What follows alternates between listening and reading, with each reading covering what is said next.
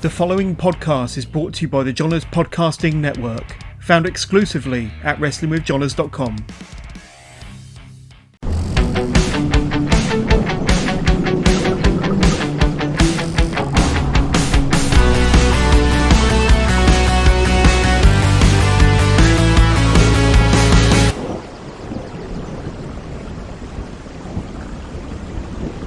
I'm Johners, and this is episode 7 of our Legends Masterclass series, and from one John to another John. Hello, Johnny John. Saint, how are you doing, my friend? I'm all right. How are you? I'm good. It's been a lovely journey up, Yes. a beautiful part of the world here in Rill, it is, yes. and you're right on the coast. When did you decide to move so far away from Manchester, Johnny? You're asking the memory man now. I've been here about 30 years. I mean, there's nothing wrong with Manchester, but it just... I remember coming here when I was a child with my parents for the holidays, and I always loved the place. But then my dad moved down here years and years ago, and he bought a business down here, and so I came and lived here, and I've just loved it ever since. I'm so close to the coast. Yeah, that's it. Well, during when the summer's out, when the sun's out, you can take a walk down to the beach any time. Absolutely. And there we go. But of course, it does get a bit crazy in winter. a bit bracing. Yeah, just a little bit. Yes. But it's lovely speaking to you. And we spoke a little bit before we hit the record button about my previous guests, Marty Jones and Tony St. Clair, Yes. and Mal Sanders and one or two others. And you're still quite close to Marty, aren't you? You see him on a regular basis? Yeah, yes, I do. I go over to Manchester fairly frequently, actually, and yes, have a night out with him and a couple of beers, I've also seen you in the ring training some of his boys as well, getting them under the Johnny Saint learning tree. Yeah. How's that? Nice to still be quite active and part of the business? Yes, it is, actually, although I am restricted because I've got a false knee now. Yeah. Which does restrict me. I can't get on the deck and pull around properly, but I can show them stuff. Yeah, absolutely. And you're still in fine physical form, if you don't mind me saying. You keep yourself busy and fairly fit. What do you do to kind of keep yourself active and in shape nowadays then, Johnny? Well, I have my own little gymnasium here with my own weights. I don't use heavy weights, only light weights, but lots of reps. Right. I do lots of squats and press-ups and things like that. And Yeah. And tell us a little bit about, are you involved in the wrestling scene in any other ways? Do you ever get invited to do seminars, or do you go to the reunions, Johnny? Well, I go to the reunions as many times as I can, yes. As I'm getting a bit older, I don't like particularly driving too far these days. Not on the roads. The roads are so crowded these days. Yeah. So I tend to... stick to like Birmingham or Leeds, or that's as far as I want to travel these days, really. And we mentioned Marty a moment ago. Are there any of the other boys you keep in touch with nowadays, Johnny? Not really, unfortunately, because I'm not knocking where I live, but I am a little bit out of the way here. The action always seems to be around the cities. And so I'm a little bit isolated here. So if I want to see anybody, I've got to do the travelling. Gotcha. Yeah. But there is the occasional reunion, northern reunion, isn't there, where you get to kind of meet up with some of your old pals and reminisce, tell some stories. Yeah, there's the Leeds reunion, which is every year, and that's a great one because a lot of the London lads come up, and of course, and I'm meeting guys I've never met before. Yeah. Come into the business. But watch old television films and come up and introduce themselves and ask you questions, and so it keeps you busy. Absolutely. And going back in time a bit, Johnny, were you an academic child or were you more sporty? What was you like growing up? First of all, let me ask you what you mean by academic. Well, I'm guessing you went to school. No, listen.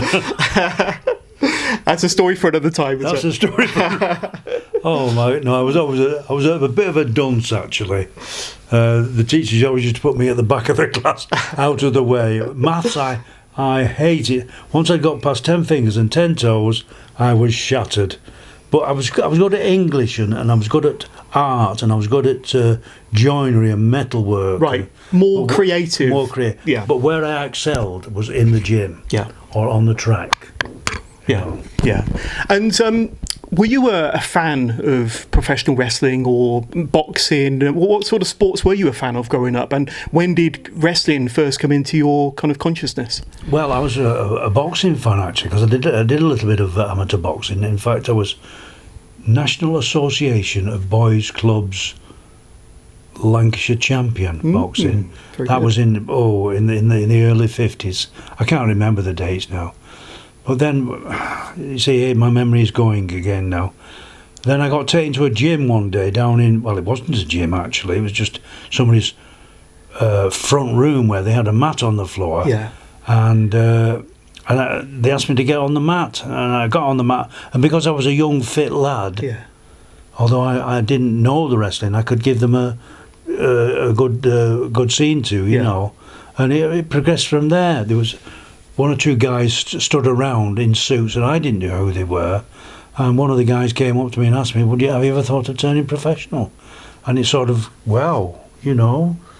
And how old would you have been then? Maybe 17, 18 years old? I was about, it would be 16 and a half, 17, yeah. I think I turned professional when I was 18. Right. When did you first come across Billy Robinson, or when did Billy Robinson first come into your life? Well, he came into my life when I was about 15 years old. I lived in Belgrave Road at New Moston, Manchester. And 4 doors away, on the opposite side of the street, was a corner shop, and it was a ladies' hairdressing salon. And my mother used to go there and have her hair done. And of course, mothers get talking, don't they? And that's how we met.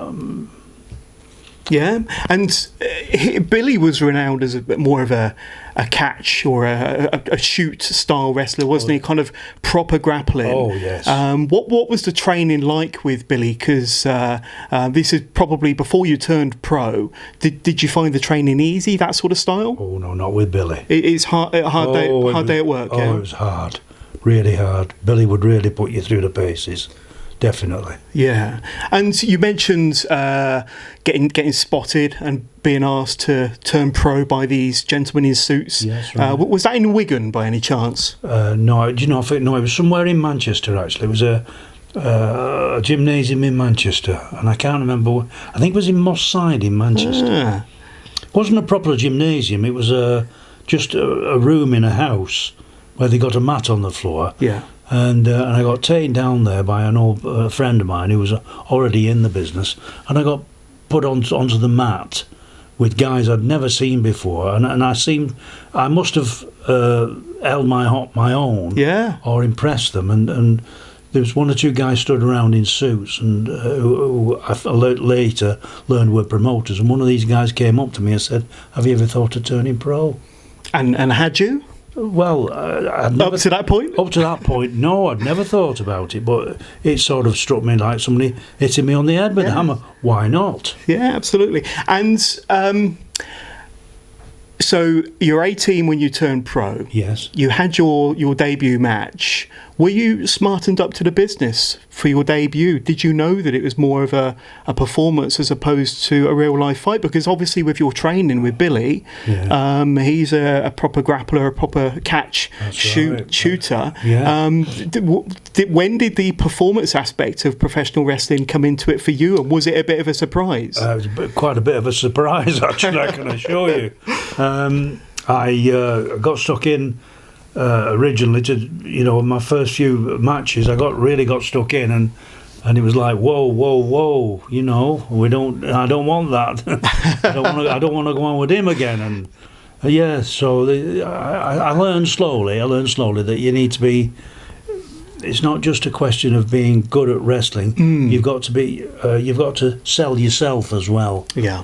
To the general public, you know. So I'm guessing when you started your career, your professional career, you was more northern based, maybe around the Manchester area. When did you start branching out, maybe further afield or wrestling down south, Johnny? Was that soon after? Now then, you're asking the memory man again. Here we go. I remember, that was it, yes, I remember now. I worked mainly in the north here because they'd never heard of me down south. But one day I got a telephone call of somebody, I can't remember who it was. Somebody had been injured and they wanted a substitute for him down in, I think it was London I had to go. Would I be prepared to go and do it? And so I said, yes, I'll do it. So I jumped in my car and I drove to London, went to the hall, and I must have impressed people. Yeah. Because the next thing I know, I'm working for Dale Martin Promotions in London. There you go. And it all kind of developed very quickly, and things kind of started moving at a bit of a pace for you. What do you remember about Tony Childs? Because I think he was fairly important to your career early on, wasn't he, Johnny? Yeah, and a bit of a factor in your learning, and a bit of an inspiration to you. What can you tell us about Tony Childs? Tony, what a fella! What a fabulous fella! Fabulous, fantastic wrestler.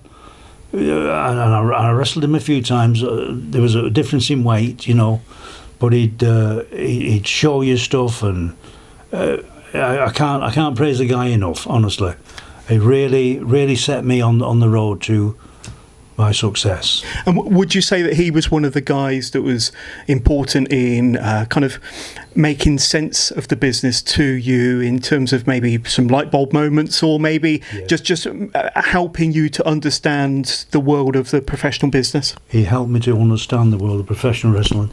It's no good just going in there and being a good wrestler. You've got to sell your personality.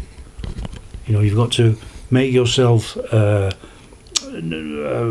don't know, stand out. Yeah. So and he taught me all this. So you made your pro debut at about 18 years old. Yes. Like I say, got under the wing of Tony Charles, started wrestling a bit more down south. Yes. When did the bookings start to pick up for you? When did it get a little bit more consistent for you? Do you remember that? And you mentioned Dale Martin's. Would it have been around that time? I got a phone call one day. I can't remember who it was from now. Would I go down to, because they used to have a gym, you see, in Dale Martin's had a gym in Brixton. Would I go down there? And would I be prepared to have a trial? So I went down, found the gymnasium, which was on Brixton Road, Brixton. Went down there, and I'd never seen any of these guys that were around the ring. One or two fellas there in suits and ties, and they said, right, get in with it. This fella. I forget who it was now. I'm not blessed with a good memory any longer. But I obviously must have impressed them. Yeah.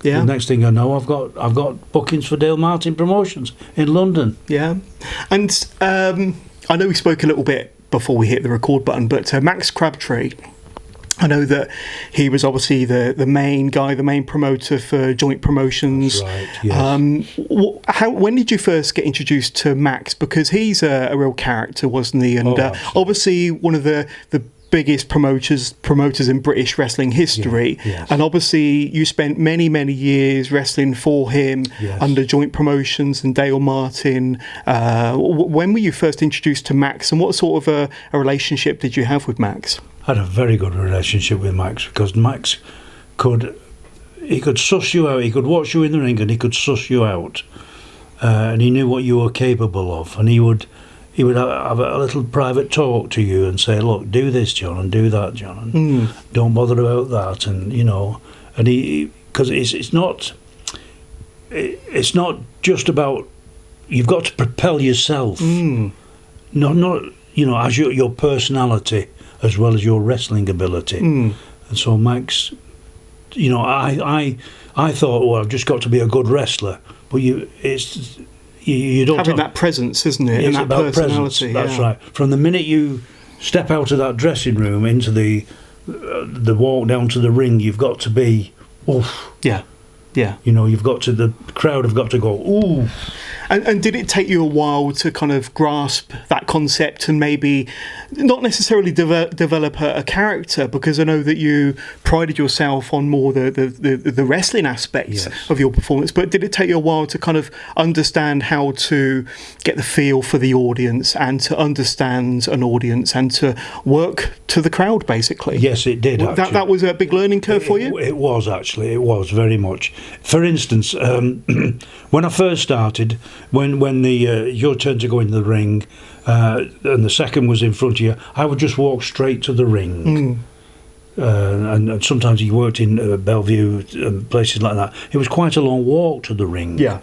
Whereas, and I used to just walk straight to the ring and that's it. Whereas, when you learn that there's children here hanging over the banisters, and so you don't walk straight. You say hello, and you go and touch the kid, and how are you doing? And yeah, it puts you across to the crowd. Yeah, and you were very much a blue eye, weren't you? A baby face, as they say nowadays, and very popular with the audience. Was that quite fun for you to be kind of loved and revered by the fans that saw you, on a week-to-week basis? Yes, it was actually nice to be popular. Oh yes, yes. I think I would have got upset if I'd have gone the other way. Yeah. And people were booing me and calling me names, and I was always happy with the crowd liking me. Yes.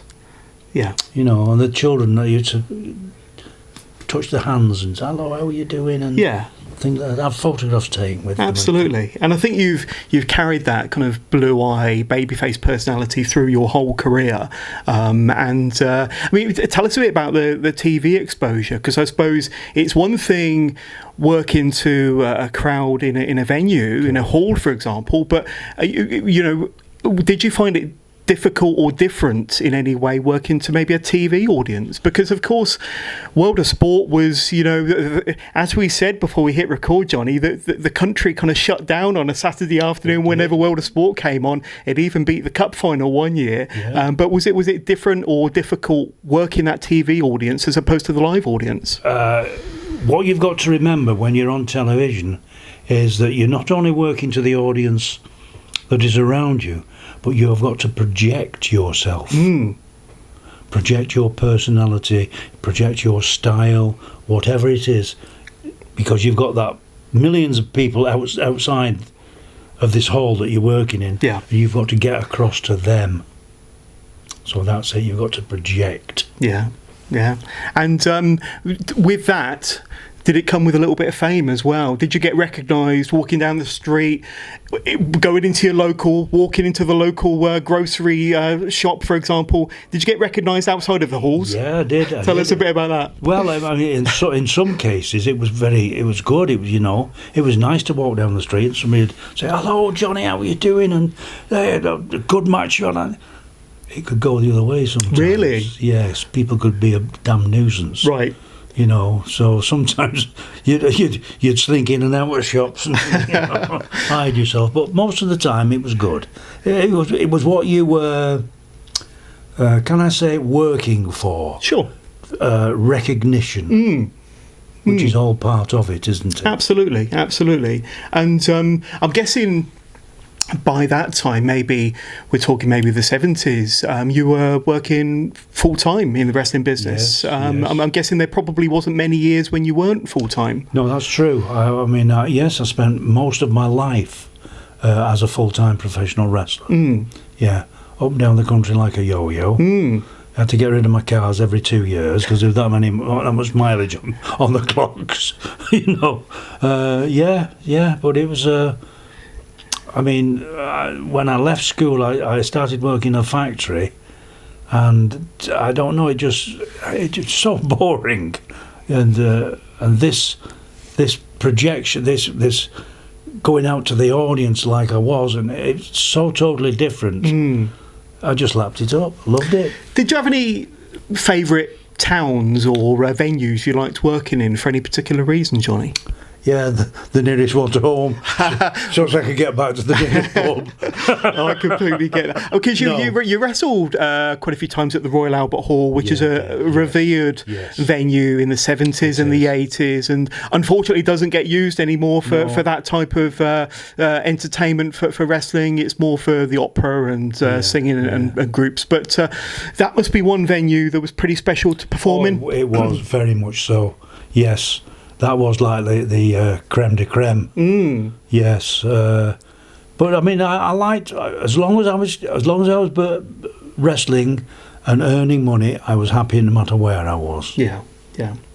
Let's talk a bit about yourself and your wrestling style now, then, because correct me if I'm wrong, but I think you were known as the man of 1,000 holds. Is that right? That's what they used to call me. Who was? Yeah. Now that sounds like the sort of thing that either Max or maybe Brian Dixon would give you. Is it? Who gave you that nickname? Well, I forget who it was actually, but they were telling lies because I only ever knew 999 holds. No, I don't know. It just came about because my style of wrestling was not so much the attacker, but more of the escapee. You know, I like get out of holds. Yeah, I like to lead my opponent into my advantage, if you know what I mean. Absolutely. And although a lot of people might remember Johnny Saint as the more serious, traditional British technical wrestler, you did have a little bit of comedy in there as well, didn't you? I remember the Russ Abbott, and when you would put yourself into a ball. But the Russ Abbott, I think it really it confused your opponents more. It probably frustrated your opponents more than anything, because you were lightning quick in, just almost, I don't know, confusing your opponent. Tell us a bit about the Russ Abbott. Did you come up with the Russ Abbott? I think I did actually, but I've got news for you. It confused me as well. No, it was just a move that nobody else did. So, you aim for recognition all the time, and so I was always trying to think of different moves and how to do them, and so that's what it was actually. Yeah, very, very fun. And like I say, I think you got a few pinfalls, more than a few pinfalls, using the Russ Abbott, for sure. And speaking of your technical wrestling style and your technical wrestling ability, and obviously adding in a little bit of comedy as well, quite a contrast from how you were first trained by Billy Robinson. That's true, yeah. Billy was a real shooter. Shooting is what we call submission wrestling. And I did try it actually, but I don't know. I just had this flair. I realised that the guys who were recognised more than the real straight true wrestlers were the guys that put a little bit of what's the word I'm looking for? A little bit of showmanship, bit more character. Bit more character. Sure. And so this is what I aimed for in my moves. I wasn't the sort of fella that would. I was embarrassed if I had to talk to anybody, or So I thought, well, let's try and get some moves that nobody else does. Yeah. Were you the pioneer of any other moves that maybe stuck with the UK wrestling scene, or got used by any other professionals? Do you remember kind of what other moves you might have been famous for? Well, I used to roll myself up in a ball, didn't I? You did, once or twice? Yeah, once or twice. And then I'd stick my arm out and they'd go for the arm. And that was what I wanted them to do. So, yeah, I think I did invent a few moves, as it were, and people liked it. So, I used to try and think of things whilst I was wrestling. If I do this, what's going to happen? And let's try this and see what happens from here. And kind of skipping ahead a little bit here, but if you think about professional wrestlers nowadays in 2023. You got some wonderful professional wrestlers out there, but a lot of them maybe have modelled themselves on the World of Sport era. Maybe some of them have modelled themselves on you. I mean, one wrestler that in particular is like Zack Sabre Jr. that is very much an escapologist and very much somebody that you know can tie their opponents up in balls. Have you had conversations with more newer talents that have been influenced by you, Johnny? One or two, you know, but I don't get around them that much these days. So it's, you know, but I'm always willing to go to a gymnasium anywhere and spend half an hour there, and you know, they want to ask me any questions or anything like that. It's yeah. Another name from your kind of early career, I suppose, George Kidd. Yeah, George. Yes. Well, we actually had a question come through from one of your fans. Now, let me just read it out here. How much training did Johnny Saint receive from the famous George Kidd? So, first of all, tell us who George Kidd was and how influential he was on you and your career. Right, George Kidd was from Scotland. And he was a very, very. He used this when he was wrestling. This, and instead of he'd lead people, he'd lead his opponents into what he wanted them to do. Then he'd have them, you see, and he'd do all sorts of crazy things, but he was always up here. And so I had the fortune, I'm going to say, the good luck and the fortune of wrestling George Kidd a couple of times when I first started. And I realised that I was going in like a bull at a gate, and George was all relaxed, and the next thing I knew, he'd got my arm up my back, and, you know, because he'd led me into it. Yeah. And I'd walked into it like I'd walked into a trap. And I can see that your style eventually kind of modelled yourself a little bit on what he taught you on the George Kidd style. Absolutely, because it was so different. Absolutely. And the other thing I've noticed, I've seen a lot of your matches on YouTube, and like I say, my gran, God bless her, introduced me to World of Sport back in the mid to late 80s, and I told a funny story before we went live about her shaking the walking stick at the TV, shouting at the villains, and my nan would get quite vocal. Bless them. Absolutely. Bless But the other thing I noticed and is the pace of your matches as well. And your cardio must have been insane, and in particular when you were up against somebody like a Johnny Kidd. Yes. And he's another fast, technical wrestler. Yes. When the two of you are in together, yourself, Johnny Saint and Johnny Kidd, that was you really had to have kind of eyes everywhere to keep your eye on that one. What was it like being in there with another fast-paced wrestler like Johnny Kidd? Well, it tested you, didn't it? You know. Tested you to your limit, and you can't do something and be on top of it unless you're going to be tested. Yeah. You know, I used to train like a maniac. I mean, I started off as an amateur boxer, and that training, I used to go out and do road work and things like that. You know, that's why I never put any weight on. And yeah. But I mean, as far as your routine was concerned for your fitness levels and your cardio, so it'd be a lot of running, and some gym work. Yeah. Anything else? What about dietary requirements? Was there much of a factor regarding dietary requirements when you were at your prime? Was it even a thought? No, not for me actually, because I was so active, and I used to train like a maniac, so I could eat what I wanted. And I never seemed to put any weight on. Yeah. Because you know, like I say, I would circuit train. Yeah. You know, with light weights and lots of reps and outrunning and skipping and things like that. Yeah.